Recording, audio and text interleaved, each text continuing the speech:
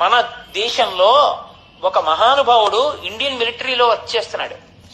ఆయనకి కొడుకు పుట్టాడు.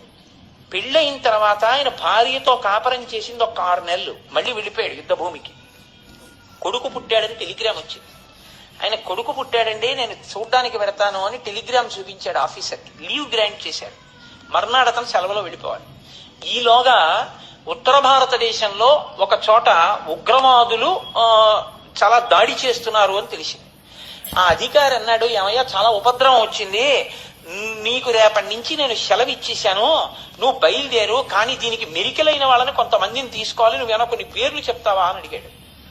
అడిగితే అతను అన్నాడు, నా కొడుకుని నేను ఎప్పుడైనా చూడొచ్చు, నా భార్యని ఎప్పుడైనా చూడొచ్చు, నా తల్లి ఆ పతాకం మాత్రం అలా ఎగురుతుండవలసింది, నేనే వెడతానని వెళ్ళాడు.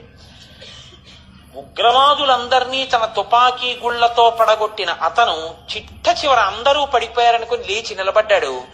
కొస ప్రాణంతో ఉన్నటువంటి ఒక వ్యక్తి తుపాకీ తీసి అతన్ని జల్లెడ కింద కొట్టాడు.